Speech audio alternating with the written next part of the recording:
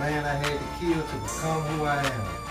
Everybody talks about leveling up, but nobody talks about what you have to let go to get there. This is transition therapy, where we unpack the mindset shift from survival mode to executive mode. I'm Jarrell Kane, also known as Real Kane, also known as Real Estate Real, and I'm not just your average real estate agent. I'm not just selling houses, I'm selling elevation. Today's guest is no ordinary guest. He's a legend, he's a marketing module, he's a coach, he's a teacher, a mentor, my mentor, a family man, an author, sales trainer, and a speaker. These just are a few things that's on his legacy and why he continues to add value to anything he touches. Welcome to the great Gilberto Herrera. What's up, brother? Not much, man. What's going on, Man, thank you for having me, bro. Thank It's you an for coming, honor. man. It's an honor to pop the cherry of the podcast. Man, you're a legend. It's an honor to have you here. You know I had to put you on that boy first, man. Man, I appreciate it. We did that in short order too. You called me yesterday. Oh yeah, called you last night, man. We put this thing together today. Cameraman, counsel, but we still made it happen. And we still at this thing, man. Let's jump right into it though, man. You come from the lifestyle I come from, so I know you can relate to a lot. That's a fact. Man, and one of the questions I want to ask you, man, what habits from your past life almost cost you your future? What habits from my past life almost cost me my future? That's a crazy question. I ain't never had nobody ask me that.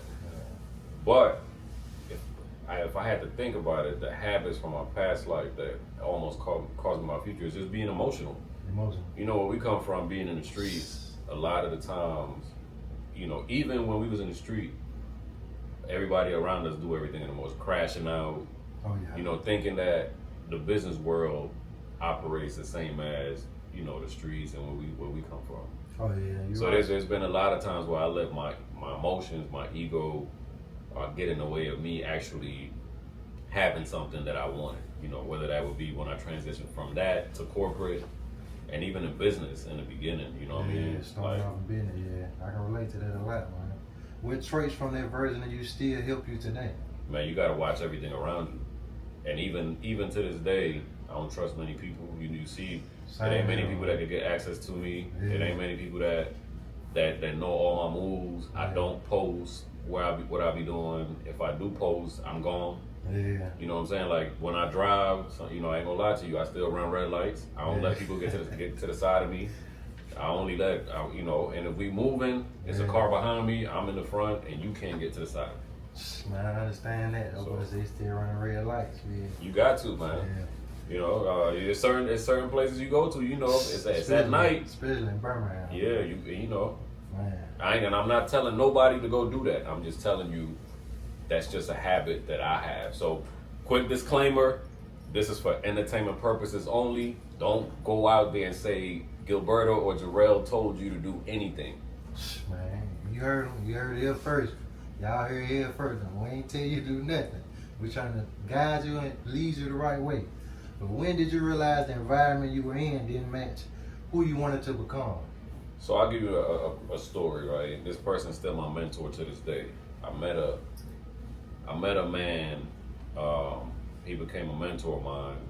He had a gutter company, an alarm company, and he had a roofing company. Yeah. Not roofing, I'm sorry, garage door company. Yeah. And bro, when I tell you, we used to, you know, growing up on the east side. Yeah. So we would leave Roebuck, Center Point, East Lake, Woodline, and all, you know, all that. And he would take me in the car with him, and we would go across the mountain to Greystone, Highland Lake, Stonegate Farm. So we in these people's houses. Yeah. Because, you know, he running the business, and he teaching me the business of it, so I can help him run it. Yeah. And I start to see how they live. And then not only that, Change the whole mind. yeah, so when, you know, he would invite me to his family gatherings. Yeah. And bro, I got the most expensive outfit on out of everybody, right? Because you know how we do, especially coming from the street, bro. You know yeah. we. Got a pocket. Yeah. But they was happy, bro, and they got their flip flops on, you know what I mean, whatever. But they got a big house, Yeah. but they enjoying family time. Yeah. You know what I'm saying? So I realized that I was carrying a lot of trauma just from being in that environment, just coming from a broken home, you know, just all the stuff we deal with, in, you know, just in the street. Yeah, definitely. You know, I was a father at 17, you know what I'm saying? So a young father. Yeah.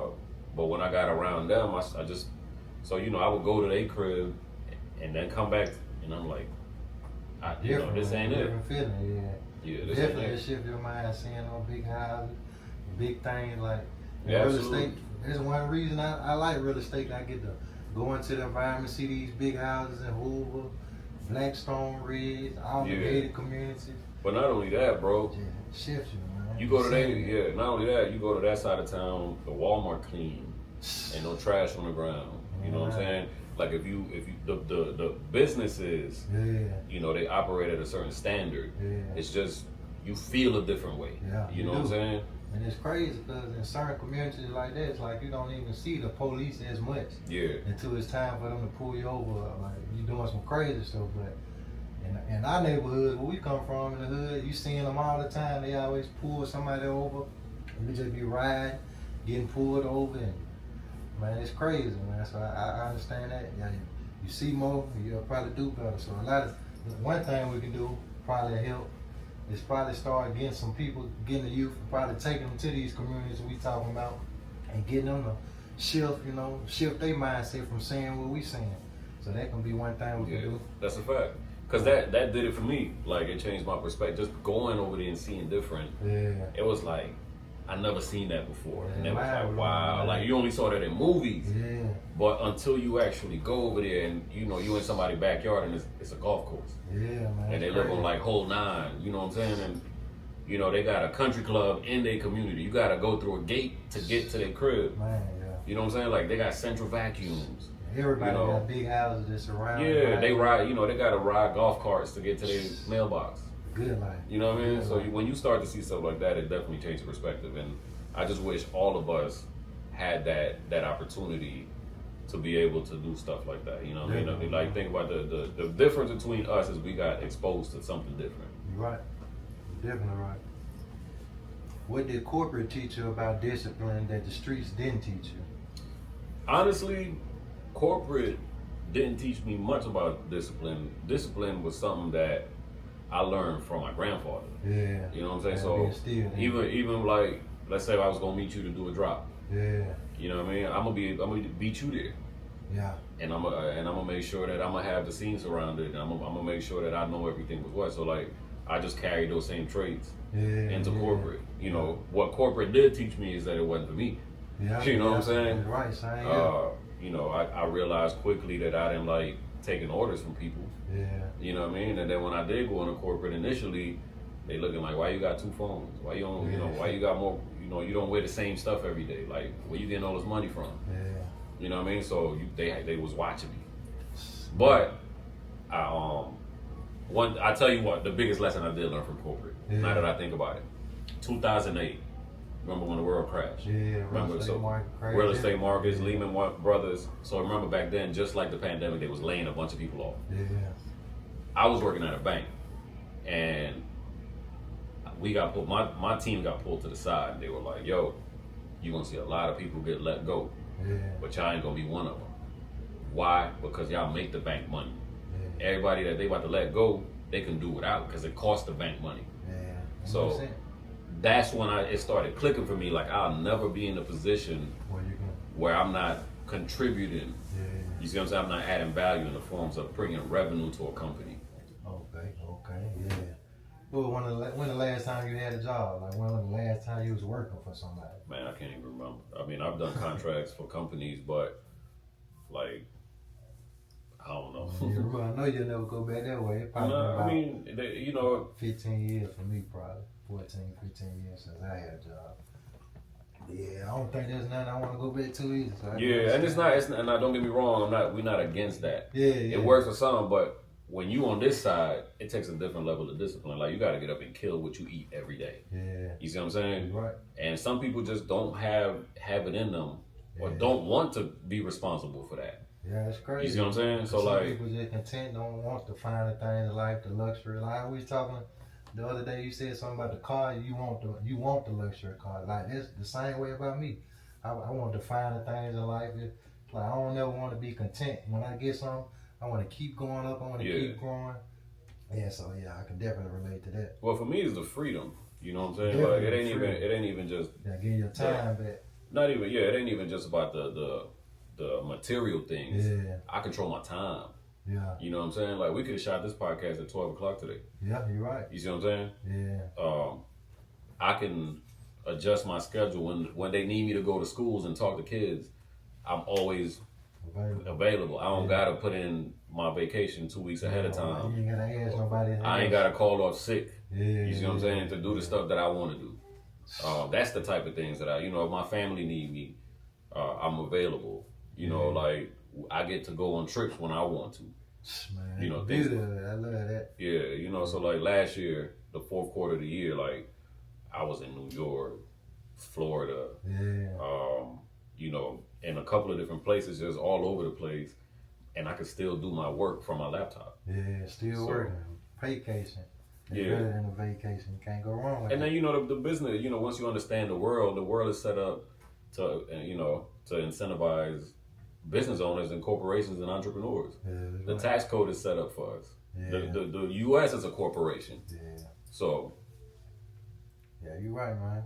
Another question I got for you, man. Work relationships change once you start dressing and thinking differently. All of them, for real. Man, from my life, still. From you know, my stepdad, he looking at me like, you know, different. Close friends. Man, your stepdad looking at you crazy? Yeah, because they didn't understand it. Yeah. You know, you gotta think about it. He come from the industrial age. He worked in UAB 30 years, 40 years, retired military. You know what I mean? So they come from that world. So it was harder for him to understand that I can do more from my laptop or go to meetings and close deals versus working with my hands. Okay, so when you first made that transition, what you was just, I know probably college shirts or like when you first started pinning on suits, how was people looking at you, like your friends? Did you think? Well, honestly, some people liked it. Yeah. You know, because you know, like it made them want to step up and do more. Yeah, definitely. You know, you gotta think about it. When I was growing up, bro, I said I'll never wear a suit. Yeah. Like I ain't even wear dress clothes to my graduation, bro. Yeah. Like I remember, I think what was it when we graduated? 2004, the Metallic 5s came out. That's what I wore to my graduation. When the fire ain't even dress up. Not for real. Yeah, I ain't really dress up either though. I wasn't a person to dress up unless, you know, Easter when I was young, we dressed up. Yeah, but even then, that was about it. Yeah, so when I got to the bank, so I had a dude that I was cool with. His name was Charlie. Me and him were the same size. Like same size shoes, same size everything. So he would let me wear his shoes, I let him wear my Jordans. Yeah. So we was swapping clothes like that. Yeah. And then I was like, oh, I kind of like this. You know what I'm saying? Yeah.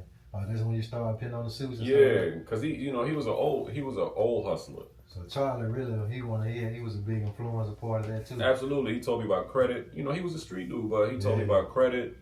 He told me to get my credit right. Like taught me about those type of things. He wore suits with gaiters and stuff like that. Now that's not my style, but that was that's their style. But that's important that you said that he was a street dude and he changed, and by him changing, you looked at him, and he influenced you to change. So absolutely, by us coming from the streets, we change. So we trying to help the youth and help anybody else. It ain't got to be the youth. It can be a grown person who can be 40, 50, it can be an elderly. If you want to change, man, just follow, tune in. Get with this guy here. He helped me change. He's still helping me change to this day. Whatever he said, man, is real. It's real proof. Well, let me ask you a question. So there was a moment when we was sitting in this very building, right? Yeah. And you had something on. Oh yeah. In the building. And what did I tell you? You said, man, take that. Why you got that off? And he said, don't ever come with that. I think I had on some slides or something. Man, Just wasn't professional. Yeah, you said, man, anytime you come in a place of business, you should be dressed accordingly. Yeah. So people hold you accountable. But not only that, man, you look, you're a black man, so they already judge you a different way. You're right. Naturally. Right. So you don't ever want to give nobody a reason to want to kick you out the door. Yeah. Even with the content, when I was shooting the content, he made me take my hat off. He was like, man, take the hat off. You in front of these big houses and Yeah, so, Yeah, still to this day I do that. Like, I got my stuff on now, my streetwear on now, but yeah, if y'all see me somewhere showing the house, you ain't gonna see me like this. Right, because people judge you, bro. Like that's human nature, and some people don't understand our culture. You're right. So, but at the end of the day, do you want our culture to stop you from feeding your family and elevating? Yeah. So you can call the code switching all you want to. At the end of the day, you know, that's how we feed our family. You right. You know, but ultimately on the weekends when the Yeah. camera ain't on, we Yeah, look but like just that. more casual, yeah. But I ain't gonna lie, when it's something about that suit though. When you put make that you suit feel on, good, don't it? man, yeah, it make you feel like money, make you feel better. You know what I'm saying? It's just try. If you haven't put on a suit before, put on a suit and just see how it make you feel, man. What was harder, surviving the streets or mastering professionalism? Mastering professionalism. Definitely, I agree with that 100%. Once you understand the streets, bro, and you understand how people move, Yeah, it's easy to move up through the ranks. A lot of the people that be under you, yeah, they don't want money. They just want to look like they got money. you're right. They want the attention. Yeah. That's why they be in the club. That's why they like, bro. We used to go out, and you know, we spending all this money in the club, popping bottles and stuff, and then, so you know that brings a certain level of attention to you. Yeah. But then they want to fight. Yeah. You know what I'm saying? So I'm Right. like, bro. And then, you know, the fighting lead to the gunplay or Yeah. whatever else. You know, I don't know where you're going to put this at, so you could edit that word out if it's, you know, platform sensitive. Yeah. But you know how it go. Oh yeah, man. And then I just don't like watching my back. Yeah. But in the corporate world, you know, It's grimy. They do it in front of your face. right. So, It's you know, you crazy. could be going, you whether you work in corporate America or Yeah. you're going after a contract or something. You know, I've had situations where I'm trying to help you, but because you feel like I'm trying to come in and I'm trying to make you look bad, which is never the case, Yeah. then you're going to try to slight me. Yeah. You see what I'm saying? And then, you know, like these business people, just because they educated and they wear a suit, don't always mean that they're the most professional. Yeah. They talk about you like a dog. You know, they do the same thing They they do. do. It's the same. It's really similar to the street. Yeah, so it's no, Yeah. you know, The only thing the only about thing the streets, is, though, I think me personally, what I say with the streets is you got to worry about robbers. I mean, you got legal robbers in the corporate world, but you got to worry about robbers. You got to worry about friends who portray to be your friend. that's who rob you the most. Mixed up. Yeah, man, that's crazy. Yeah, there's a lot to come with the streets, but Yeah, you got what, you know, you better hope your girl ain't trying to set you up. Or, oh man, yeah. you know what I mean? Or she ain't saying nothing that could get you jammed up. So for you saying all that, I'm gonna say me personally, I'm gonna say the streets might be a little harder. I think corporate might be a little better. It's better, but it's Yeah. still they Yeah, it's still, definitely hard now because the paperwork side and learning how to master the professionalism what we're Yeah. talking about. But as far as everything coming from that, it's like, man, I wouldn't go back to it. no, I mean, absolutely it's not. Definitely addictive. I ain't gonna lie, that's probably a thought of every day Yeah, I think about. But I know in my head that there's not nothing I want to go back to because of the risk that I took. And yeah, like the same money we were hustling for, man, we doing all that. Probably like they give you $100,000, you go to the bank. You know what I'm saying? We wasn't taught that, so we wouldn't know. right. Yeah. And then you got kids, bro. You got family. We Yeah, got you the know, risk, man. bro, I we want did. the risk. and then you know you get time now. By the time you get out, you're 60. Man, You know what I mean? So who want to do that? man, I got so many partners still locked up to this day. My best friend doing life right now. You know what I mean? You see him Mine on my too. Instagram. Mine too, man. Yeah. It's crazy. And we got so much similarities, man. You come from New York, so that's a whole nother, that's like a hustling background itself. My whole family from New York, Brooklyn. So we come from hustlers, so Yeah. it's a different breed, but yeah, man, I'm proud of you. Man, I'm proud of you, bro. You know you living it. You transition quickly and things are just taking off, and it's hard, bro. Definitely. Especially when you got mouths to feed, you got kids, and then you used to a certain lifestyle, and then the money kind of starts drying up in the beginning. But you know, like the conversation we had, like you kept putting in the work and kept putting in the work, and now you see the fruits of it. The pipeline full. Oh yeah, it's You coming know, the together. closes are coming in. You Yeah. put the activity in on a consistent basis, and now, you know, you was what, number 3 in your firm. Yeah, number 3 this year, number 2 last year. But Yeah. I'm coming for the number 1 spot, baby. Right. I'm coming for number 1. And all of this is just more activity. Yeah, more activity. And just staying consistent, persistent. Yeah. And then, you know, just keeping the blinders on, bro. It's easy to stay negative Yeah. or get in a negative mind state. You know, everybody has even I have my bad days. Like, Yeah. man, I'm spending all this money on advertising, you know, but the quality of the people that keep getting on on my calendar ain't what I needed to Quality be. you want, yeah. But then a week later, it shoot up, yeah. you know what I mean? See, everything happens for a reason. Sometimes we don't know what the reason is, but later on we'll look back and we'll realize it. Yeah. So when did you jump off the porch and jump into the street life? In New York. So middle school. Yeah. It wasn't, so I say this, around the early 2000s, late 90s, early 2000s in New York, that's when the gangs took over. Yeah. So, I'm from Brooklyn. The section where I come from, it's number Crips. Yeah. But then you go 2 blocks away, it was Bloods. Yeah, that's crazy. So, it went from, the gang stuff, and then with the gang stuff, we started doing, selling a little weed here and there. Yeah. I remember, what was that, like 9th grade, and I'm gonna tag him once his episode come out. I'm gonna tag him, my man Skinny Low. Yeah. So shout out to Skinny Low, man. Yeah. So that's one of my best friends. We grew up 3rd, 4th grade to now. So we were 30 plus years. Yeah. So long story short, it was around Christmas time. We was about to go shopping. Okay.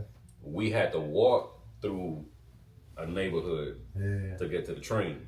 Yeah, neighborhoods y'all ain't really fool with. Well, he had just moved over there. Oh, okay. So, you notice, you see the hat, that's an ode to back in the day. We moved to a Blood neighborhood. Yeah. So, he moved, so I came to check him. We was about to go to Queens to go shopping. Yeah.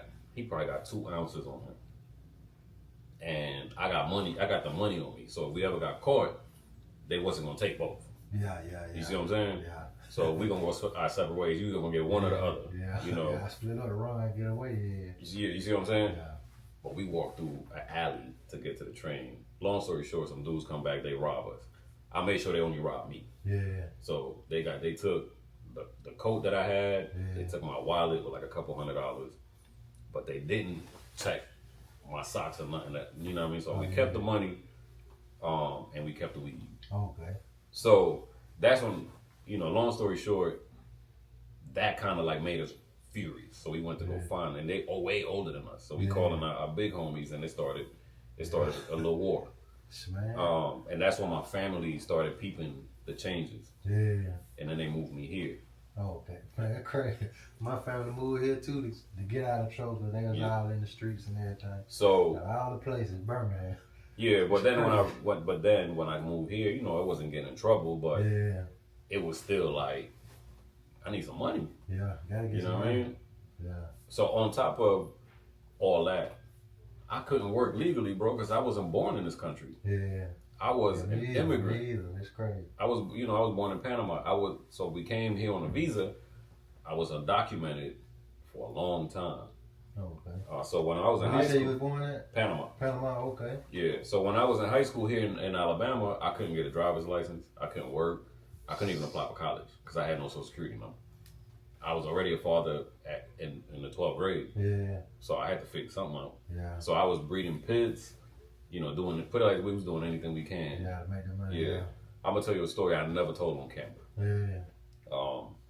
I got a homeboy named Brandon. He a little older than us. He went to Huckman. Okay. We used to hang with this other dude named Mike. Yeah. Mike knew an Asian dude, right? Yeah. This Asian dude had, they had convenience stores. So he would tell us that his family member in Hoover had an apartment full of cigarettes, cartons, the boxes. Yeah. So we would go in there, climb through his window, get them, and go sell them back to them in their own convenience store. Yeah.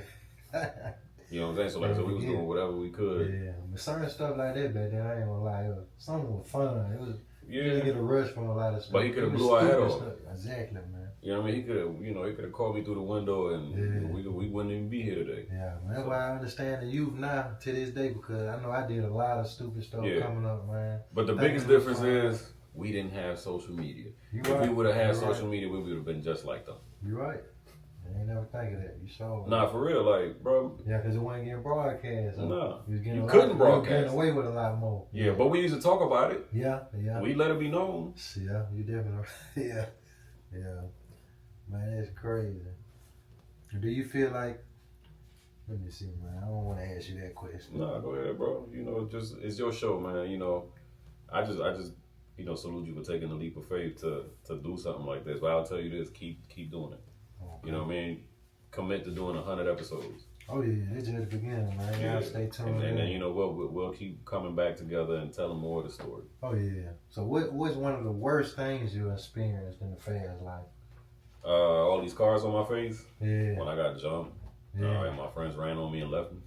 Dang. They be talking. They be they always gangster until the action. Oh yeah, starts. till it happens. Boy, Bro. I got stories for days. Yeah. So I'll tell you a story, right?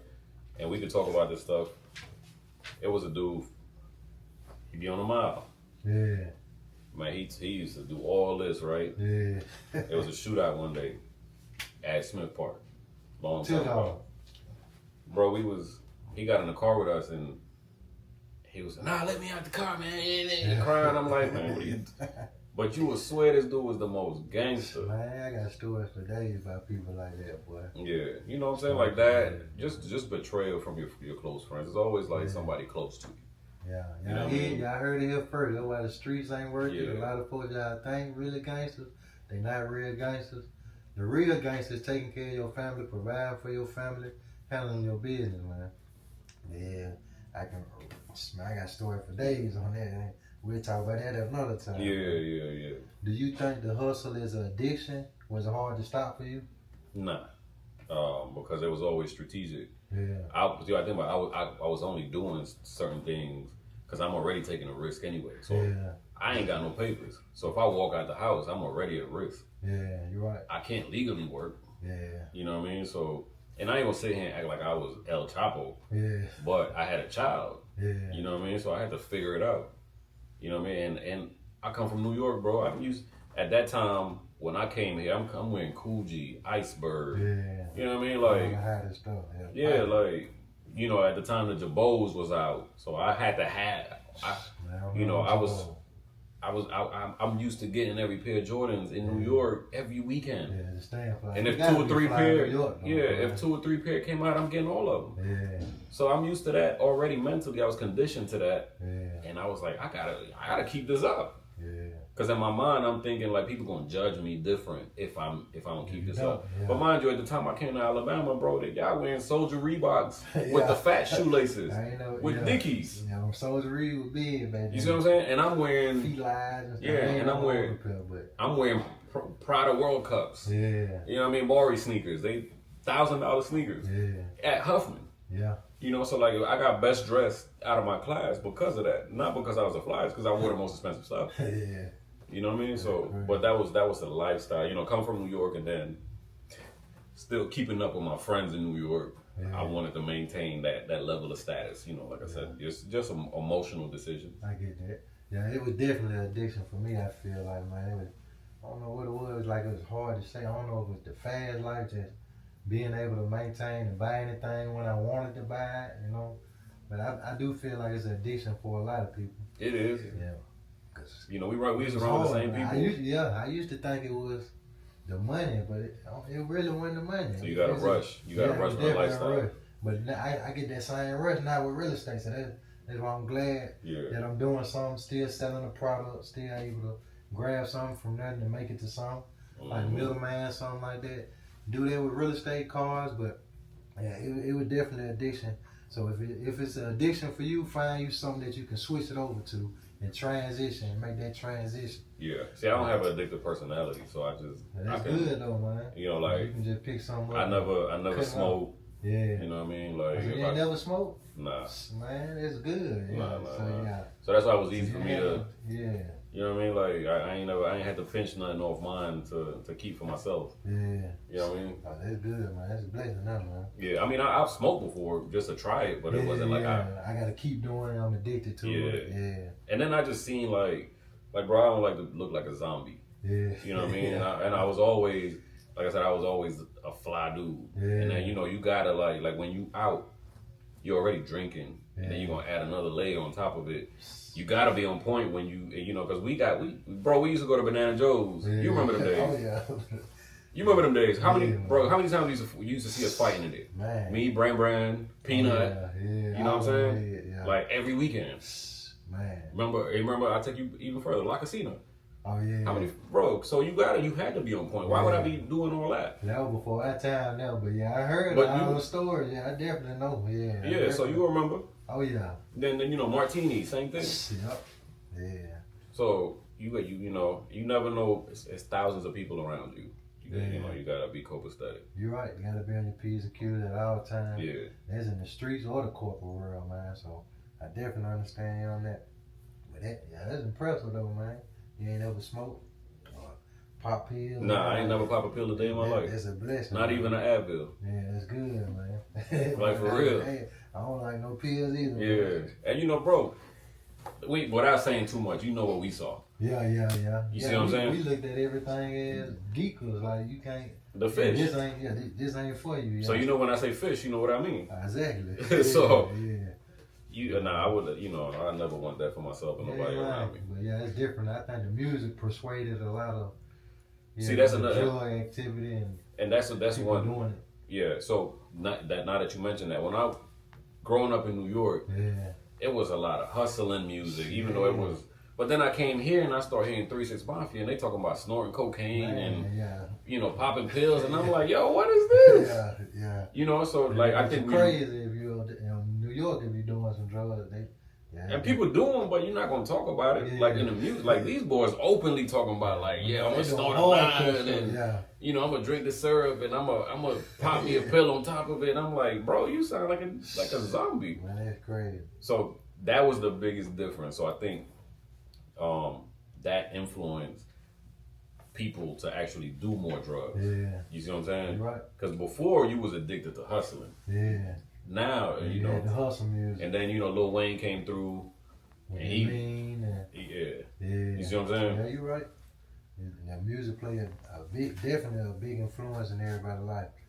If you could tell someone in the streets living the fast life one thing to shift their mindset, what would it be? It's easier to make more money on this side than it is in the streets, and you sleep better. I can show you. I can show you how to make 100 in a month without you getting your hands dirty.